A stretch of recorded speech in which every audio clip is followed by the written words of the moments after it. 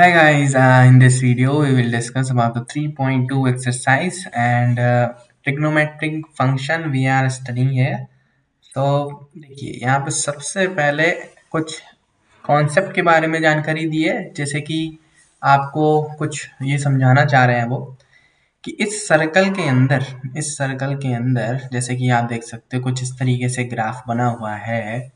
और जैसे कि देखिए यहाँ पे ग्राफ बनाया हुआ है, ये x माइनस एक्स वाई और माइनस वाई, राइट। यहाँ पे आपने सर्कल बनाया है। अगर आप यहाँ पर देखें तो यहाँ पे ओरिजिन ओ पॉइंट है। इस पॉइंट पे देखा जाए तो इसके पॉइंट होंगे 1 0।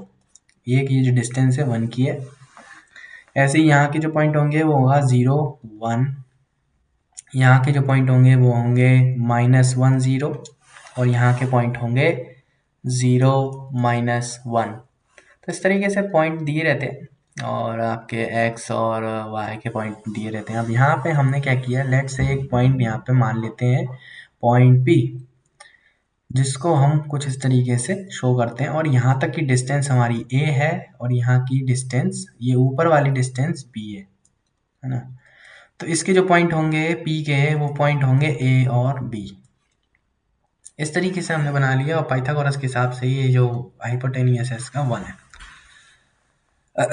और यहाँ पे ये जो है एक तरीके से एंटी क्लॉकवाइज घूम रही है, तो एंटी क्लॉकवाइज घूमने में पॉजिटिव आते हैं नंबर, है ना, जैसे कि आपको पता भी होगा।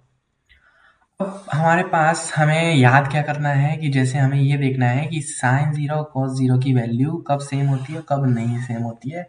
तो अगर आप इससे भी पता लगा सकते हो तो यहाँ पे आप देख सकते हो कि ये जो वैल्यू है इसमें, इस वाले में, अगर इस डायग्राम में मैं दिखाऊं, ये वाले डायग्राम में, तो ये 1 0 जो वैल्यू है इसमें, ये वाली जो वैल्यू है वो कॉस की वैल्यू होती है लेफ्ट वाली, और साइन वाली वैल्यू इधर की होती है। तो जैसे कि आप देख सकते हो कि कॉस 0 डिग्री की वैल्यू 1 है और साइन 0 की वैल्यू 0 है। तो कॉस 0 की वैल्यू आप देखोगे कि यहाँ पे 1 है और यहाँ पे 0 है। ऐसे ही अब जब हम बढ़ेंगे आगे की तरफ डायग्राम में, तो यहाँ पे हम जब पहुँचेंगे तो 90 डिग्री इसने घूम लिया है। तो 90 डिग्री यानी कि 90 डिग्री तक उसने अपना चक्कर लगाया है। तो यहाँ पे कॉस की वैल्यू 0, कॉस पाई बाई 2 यानी कि कॉस 90 की वैल्यू यानी कि pi by 2, cos pi by 2 की वैल्यू 0 और साइन पाई बाई 2 की वैल्यू 1। इस तरीके से हम इसको अरेंज करते हैं। ऐसे ही सेम इसमें भी हम करेंगे कि कॉस, ये जो है कॉस पाई की वैल्यू है, कॉस पाई की वैल्यू -1 और साइन पाई की वैल्यू 0। ऐसे यहाँ पे ये होगी 3 पाई बाई 2 की, तो 3 pi by 2, cos 3 pi by 2 की वैल्यू 0 और साइन 3 पाई बाई 2 की वैल्यू -1। इस तरीके से हमने चारों वैल्यू यहाँ पे लिख लेनी है और लास्ट में अगेन वापस यहीं की यहीं घूम के आ जाएगा 2 पाई। देखिए अगर एक सर्कल ऐसे घूमता है तो 0 से स्टार्ट करता है, फिर यहाँ पे 90 डिग्री आएगा, यहाँ पे 180 डिग्री, यहाँ पे 270 डिग्री और वापस 360 डिग्री यानी कि 0 पे। तो जो वैल्यू 0 की होगी, जो वैल्यू 0 की होगी वही 360 की भी होगी। तो इस तरीके से ये रोटेट करता है। अब यहाँ पे कुछ टर्म्स याद करने वाले हैं, जैसे कि ये वाले कि साइन 2n पाई, ये वाला जो है टर्म आप याद कर लीजिए कि अगर हम x में अगर उसका मल्टीप्लाई 2n पाई है, जैसे कि यहाँ क्या है sign 2n pi plus x, तो उसमें कोई चेंज यहाँ पे नहीं होता है, यानी कि साइन है तो साइन x ही रहेगा। ऐसे कि cos 2n pi by x equal to cos x ही होता है। तो कहने का मतलब है कि अगर आप मल्टीपल ऑफ 2 पाई है तो उसकी साइन और कॉस की वैल्यू चेंज नहीं होती है। यानी कि 2n पाई का अगर 2 पाई का अगर मल्टीपल है तो साइन एक्स की वैल्यू चेंज नहीं होती है। लेकिन अगर अदर केस में, जैसे कि यहाँ पे अगर 90 डिग्री हो, जैसे कि ये अगर x की वैल्यू पाई बाई 2 हो, 3 पाई बाई 2 हो या 5 बाई 2 हो, तो cos x जो है वैनिश हो जाता है, यानी कि 0 हो जाएगा। और when x is an odd multiple of pi by 2, यानी कि ऑड मल्टीपल हो, ऑड मल्टीपल यानी कि ये वाला आएगा। तो साइन एक्स इक्वल टू 0, इसका मतलब जब हमारी साइन एक्स की वैल्यू 0 आएगी जब x की वैल्यू n पाई हो, और cos x की वैल्यू 0 आ जाएगी अगर x की वैल्यू 2n+1 π/2 हो। ठीक है, इस तरीके से आपको लिखना है। अब यहाँ पे कुछ आपने जैसे देखा होगा कि किस तरीके से कौन से उसमें केस में ज़ीरो आ रहा है। हाँ, तो ज़ीरो किस केस में आ रहा है आपने देख लिया। ठीक है, अब अपन आगे बढ़ते हैं। इस टेबल को आप याद कर लीजिए कि साइन की टेबल क्या होती है कि साइन ज़ीरो की वैल्यू जो है ज़ीरो होती है साइन π/3 यानी कि 30। साइन 30 की value this is sine 45, this is 60 या दिस इज 90, है ना। तो इस तरीके से हमेशा 30 जैसे कि 30 का गैप है, फिर 15 का गैप है, फिर तो इस तरीके से अगर अपन देखेंगे तो ये 180 है, ये 270 है और ये 380 है। तो ये वैल्यूज़ आपको याद रखनी है और बड़े ध्यान से याद रखनी है कि इनकी वैल्यूज़ आपको याद होनी चाहिए। 1/2, 1/√2। अब देखिए यहाँ से तो अब मैं उसको याद करने का तरीका बताता हूँ।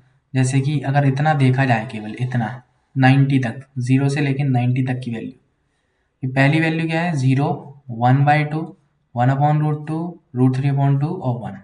ठीक है, ये जो वैल्यू है, ये 1 जो वैल्यू है वो आ जाएगी यहाँ पे कॉस वाले केस में। ऐसी जो √3/2 है वो आ जाएगा यहाँ पे, 1/2 हो गया यहाँ पे, 1/2 यहाँ पर और 0 आ गया यहाँ पर। इस तरीके से हमारे अरेंज करना है अपने को।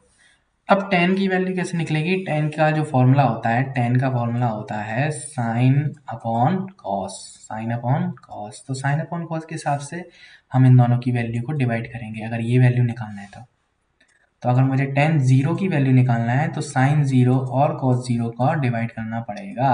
साइन 0 की वैल्यू कितनी है 0 और cos 0 की 1, जैसे कि आप टेबल में देख पाओगे। तो इसकी वैल्यू आ जाएगी कितनी 0। ऐसे ही आपको सबको डिवाइड लगा लेना है और सबकी वैल्यू आ जाएगी। और आगे बढ़ते हैं थोड़ा सा कि इसमें आप साइन के बारे में देखते हैं कि कौन सा साइन कब माइनस होता है और कब प्लस होता है। तो जैसे कि अगर आप देख सकते हो कि कॉस की वैल्यू चेंज होती है। अगर आप इसमें और इसमें ज़रा डिफरेंस देखें तो ए तो सेम है, ए तो सेम है यहाँ पे। ए जो है, ए का साइन चेंज नहीं होता और ए हमारा कौन था कॉस वाला, राइट वाला कौन था कॉस, और जो लेफ्ट वाला है वो साइन चेंज हो रहा है जैसे कि आप देख सकते हो। तो कॉस की वैल्यू चेंज नहीं होती है जबकि साइन की वैल्यू चेंज हो जाती है। इस तरीके से आपको याद रखना है। अब आगे चलते हैं, आगे चलने के बाद यहाँ पे हम प्लस वगैरह साइन देखेंगे कि कौन से क्वाड्रेंट में साइन की वैल्यू प्लस है। अब जैसे साइन साइन वाले देखना है अपने को, first quadrant, second quadrant, third quadrant और फोर्थ क्वाड्रेंट को देखना है अपने को ना।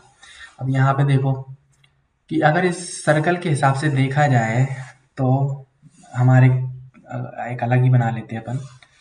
जैसे कि एक सर्कल था और इस तरीके से क्वाड्रेंट है, ये फर्स्ट क्वाड्रेंट होता है, ये सेकंड क्वाड्रेंट, ये थर्ड और ये फोर्थ क्वाड्रेंट होता है ना, आपको पता है। और ये वाले अगर आपको इसको ये P मान लेते हैं इस पॉइंट को, तो P पॉइंट पे A और B दिया था। क्या दिया था? A और B, A दिया है और B दिया है। A जो वैल्यू है वो किसकी होती है? कॉस की, और B किसकी होती है? साइन की। तो A जो वैल्यू है कॉस की वो फर्स्ट क्वाड्रेंट में दोनों के दोनों प्लस हैं, दोनों के दोनों प्लस हैं। लेकिन जब यहाँ पे आएंगे सेकंड क्वाड्रेंट में, सेकंड क्वाड्रेंट में एक वैल्यू, जैसे कि आप इधर देखोगे इसमें, अगर मैं इस सेकंड क्वाड्रेंट में आता हूँ तो x की वैल्यू क्योंकि यहाँ पे x माइनस होता है तो हम माइनस a कर देंगे और इसको प्लस का b रखेंगे क्योंकि यहाँ पे ऊपर प्लस b होता है। अब यहाँ पे देखते हैं, यहाँ पे दोनों माइनस होते हैं, माइनस a और माइनस b, और इस चौथे क्वाड्रेंट में एक प्लस का है और एक माइनस का है। अब देखना कि साइन की वैल्यू के अपन देख रहे हैं साइन फर्स्ट क्वाड्रेंट में, first, second, third quadrant and fourth quadrant, है ना। कि फर्स्ट क्वाड्रेंट में साइन का, इस साइन का क्या साइन होता है? साइन का जो होता है, जैसे कि आप देख सकते हो कि साइन का जो साइन होता है फर्स्ट क्वाड्रेंट में वो होता है प्लस, इसमें भी प्लस, इधर लेकिन माइनस है और थर्ड फोर्थ क्वाड्रेंट में माइनस है।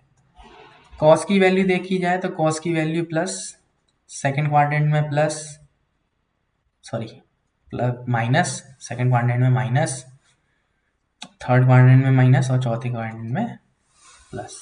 इस तरीके से आपको देख सकते हो आप। अब जब ये दोनों आपने अरेंज कर लिए, अब cos 10x की वैल्यू आप tan के फॉर्मूले से निकालोगे, क्योंकि tan का फॉर्मूला क्या होता है, साइन अपॉन कॉस होता है, तो साइन अपॉन कॉस के हिसाब से आपको निकालना है।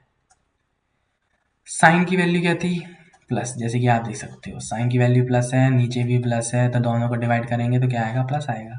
इन दोनों को डिवाइड करोगे तो माइनस आएगा, इन दोनों को डिवाइड करोगे तो माइनस माइनस प्लस हो जाएगा, और माइनस प्लस माइनस आएगा। अब बात रही कॉसेक की, तो कॉसेक का वैल्यू कैसे निकालेंगे, क्योंकि साइन जो होता है वो कॉसेक का अपोजिट होता है, कॉसेक का अपोजिट होता है, तो हमने अपोजिट लिख देंगे कि साइन का अपोजिट अगर प्लस का है तो उसका अपोजिट करने से फर्क पड़ेगा क्या, नहीं पड़ेगा। अगर मैं यहाँ पे प्लस की वैल्यू है तो यहाँ पे भी प्लस की वैल्यू ही होगी, अगर वो अपन उसको एक्सचेंज करते हैं तो प्लस का ही रहेगा, ये भी प्लस का रहेगा, ये भी प्लस का रहेगा, और सॉरी माइनस का रहेगा, ये भी माइनस का रहेगा। ऐसे ही सेक को निकालने के लिए 1 अपॉन कॉस करेंगे और 1/10 करेंगे इसमें। इस तरीके से आप हमारा ये सब जो है वैल्यूज आप निकाल सकते हैं फॉर्मूले वाइज से। अब बात करते हैं डोमेन और रेंज की, कि डोमेन क्या होता है और रेंज क्या होता है, और इनके कैसे अपन फाइंड करेंगे वो सब देखते हैं। तो यहाँ पे डोमेन और रेंज को फाइंड करने के लिए सबसे पहले तो हमें ग्राफ पता होना चाहिए कि ग्राफ कैसे होते हैं। तो ग्राफ मैं समझा देता हूँ आपको कि साइन का ग्राफ कैसे दिखता है। अगर आपको ग्राफ पता है तो कोई दिक्कत नहीं है, तो आप कर सकते हो आसानी से ना। जैसे कि साइन का जो ग्राफ होता है कुछ इस तरीके से होता है, ये मान लेते हैं ये जो है ओ पॉइंट है, यहाँ पे 1 है ना, ये 1 है, नीचे -1 है, ये 1 है, ये 2 है, ये 3 है। अब जब ग्राफ बनता है तो कुछ इस तरीके से बनता है, पहले ऊपर जाता है 1 तक, फिर नीचे आता है, फिर नीचे जाता है, फिर ऊपर। तो इस तरीके से है ना साइन की वैल्यू चलती है। तो आप जैसे देख सकते हो कि यहाँ पे इसने हाफ सर्कल यानी कि 90 पूरा कर लिया, फिर नेक्स्ट यहाँ पे 180 कर लिया, फिर यहाँ पे उसने 270 कर लिया, और यहाँ पे उसने 360 कर लिया। इस तरीके से वो चलता है ना। तो आप जैसे देखना आप कि यहाँ पे इसकी मैक्सिमम वैल्यू कितनी है, 1 है। तो फर्स्ट 90 तक उसने बढ़ा, इंक्रीज हुआ, 90 तक बढ़ा, फिर नीचे गिर गया। यानी कि आप कैसे समझाऊँ मैं इसको, एक कलर दूसरा लेते हैं, ये वाला, ठीक है। यहाँ से यहाँ तक चलने में 90 डिग्री था, उसमें उसने बढ़ाया, फिर 90 से 180 तक का उसने गिरा, फिर यहाँ 180 आ चुका है, 180 से अब वो नीचे जाएगा, 180 टू 270 वो नीचे डिक्रीज होगा, और 270 से 360 वो बढ़ेगा। तो इस तरीके से हम क्वाड्रेंट में भी देख लेते हैं कि इसमें लिखा भी है कि पहले इंक्रीज होता है, फिर डिक्रीज होता है, फिर डिक्रीज होता है, फिर इंक्रीज होता है। तो आपको पिक्चर से समझ में आ गया होगा कि पहले इंक्रीज, डिक्रीज, डिक्रीज, इंक्रीज। अब कॉस पे फॉर्मूले वाले पे आ जाते हैं। कॉस का ग्राफ कैसे दिखता है, कॉस का ग्राफ जो है कुछ इस तरीके से होता है, यहाँ पे 0 1 2, और यहाँ पे 1, यहाँ पे 2। अब यहाँ से स्टार्ट हुआ इसका ग्राफ, यहाँ से ऐसे आएगा नीचे की तरफ, फिर नीचे, फिर ऊपर की तरफ, फिर ऐसे ऐसे जाता है ना। तो अभी देखो यहाँ से, अब हम दोबारा कलर चेंज कर लेते हैं।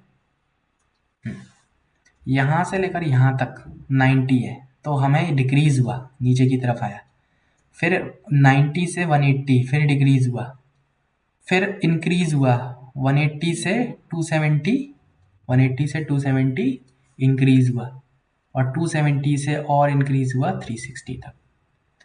तो पहले हम दो गिरते हैं, डिक्रीज डिक्रीज होते हैं, फिर इंक्रीज इंक्रीज होता है। आप कॉस वाले पे आ जाते हैं। तो कॉस वाले में आप जैसे देखोगे कि डिक्रीज डिक्रीज हो रहे हैं, फिर इंक्रीज इंक्रीज हो रहे हैं, है ना। अब हम आते हैं टेन के ग्राफ पे। तो टेन का ग्राफ कुछ इस तरीके से होता है कि इसमें इन्फिनिटी तक जाता है। तो इन्फिनिटी वाला ग्राफ खतरनाक सा है।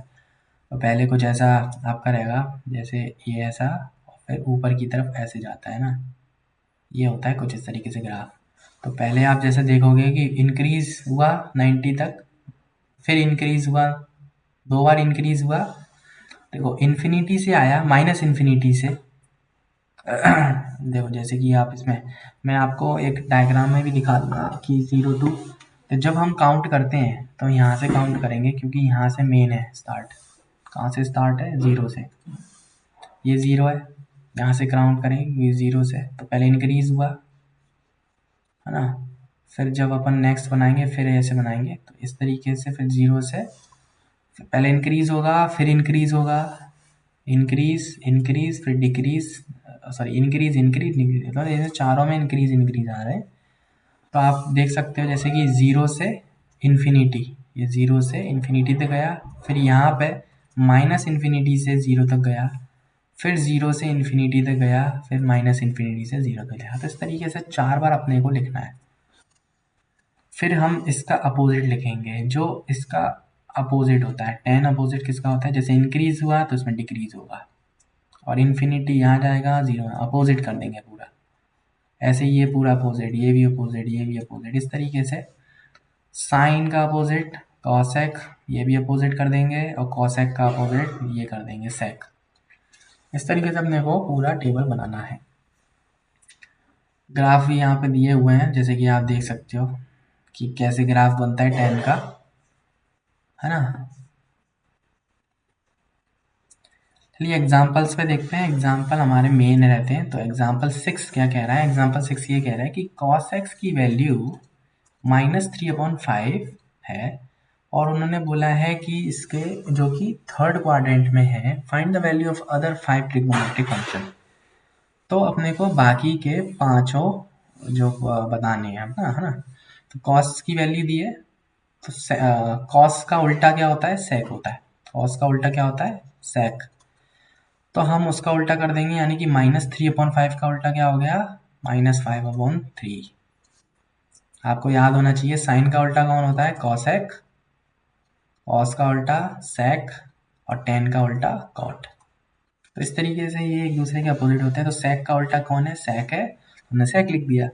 अब हमारी बारी है कौन क्या निकालने की? बाकी अदर चार और बचे हैं, तो चारों को होना। एक और फॉर्मूला होता है जैसे कि sine square equal to cos square equal to 1, जैसे कि ये फॉर्मूला आता है। इसमें हमें कॉस स्क्वायर की वैल्यू पता है, तो हम इसमें रख देते हैं, जो कि है -3/5 का square equal to 1 sine square X 1। यहाँ पे देखिए ये प्लस हो जाएगा, 9 हो जाएगा ये, और ये 25 हो जाएगा, तो उधर जाके माइनस का 9 25 साइन स्क्वायर एक्स की वैल्यू आ गई 16/25, और साइन एक्स की वैल्यू आ गई 4/5।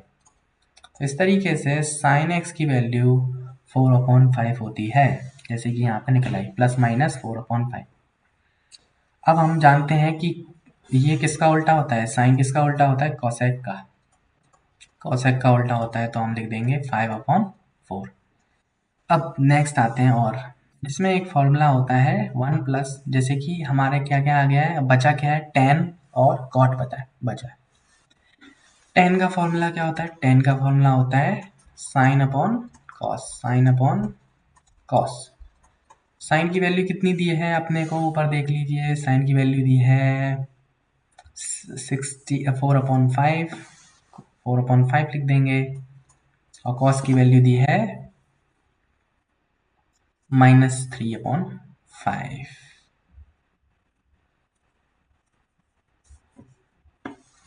-3/5, ठीक है, ये कट हो गया, बचा क्या? -4/3। तो मेरे को यहाँ पे कुछ मिस्टेक लग रही है, -4/3 आना चाहिए, जैसे कि इन्होंने लिखा नहीं है।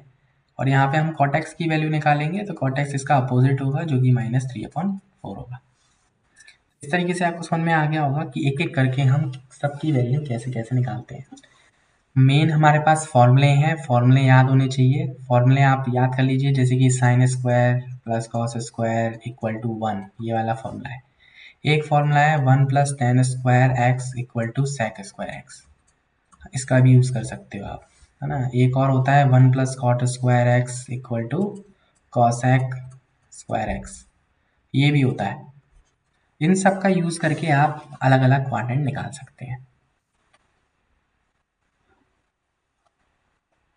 है ना। लेकिन अभी यहाँ पे अगर आप देखोगे तो ये माइनस प्लस की वैल्यू जो है आपको क्वाड्रेंट के हिसाब से भी देखनी है कि माइनस प्लस की, तो यहाँ पे हम देख लेते हैं चेक करके, क्योंकि उन्होंने बोला है कि कॉस की वैल्यू यहाँ पे कितनी है, थर्ड क्वाड्रेंट में दी है, तो थर्ड क्वाड्रेंट में 10x की वैल्यू कितनी होती है, प्लस होती है कि माइनस होती है, तो हम देख लेते हैं।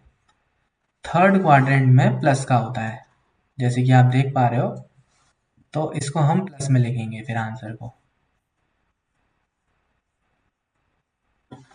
तो आंसर आ जाएगा प्लस में ये। ठीक है, तो ये भी प्लस का आएगा। तो आपको क्वाड्रेंट का ध्यान रखना है कि कौन से क्वाड्रेंट में आपको दिया है, उस हिसाब से आपको आंसर भी देने हैं।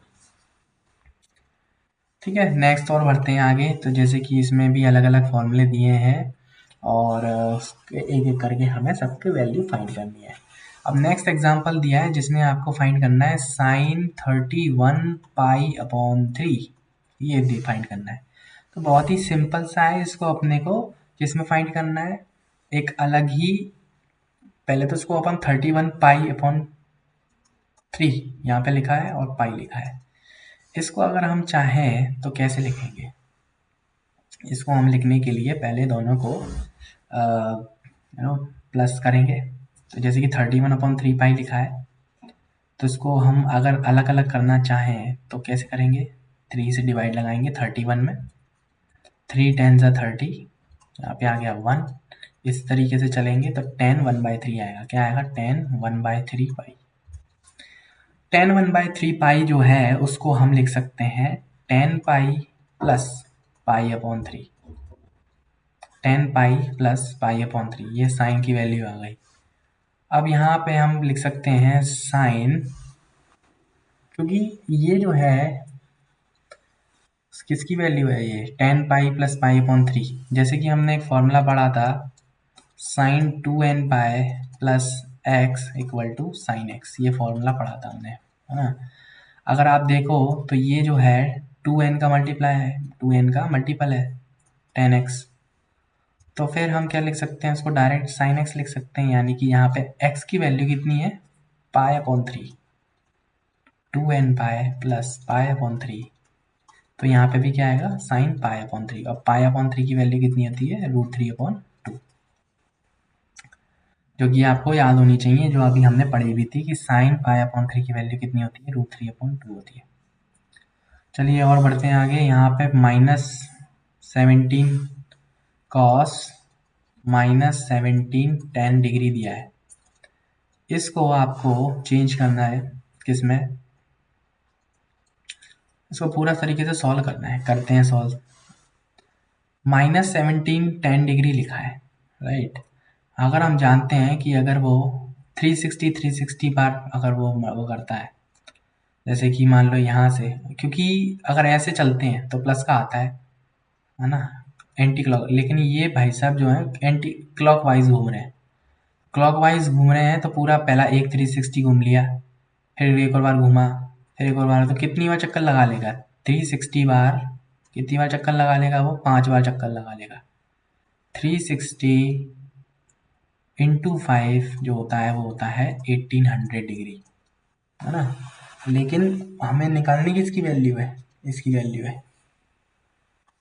तो हम क्या करेंगे कि we know that the value of cosec repeats after an interval और ऑफ 2 पाई और 360, वो है ना, हमेशा इसकी वैल्यू हमेशा किससे चेंज होती है, 2 पाई पे चेंज होती है। जैसे कि मान लो यहाँ से वापस अगर यहीं पे आ गया तो वही की वही सेम वैल्यू होगी, 0 पे चला था और 360 पे वापस आया, तो दोनों की वैल्यू सेम होती है।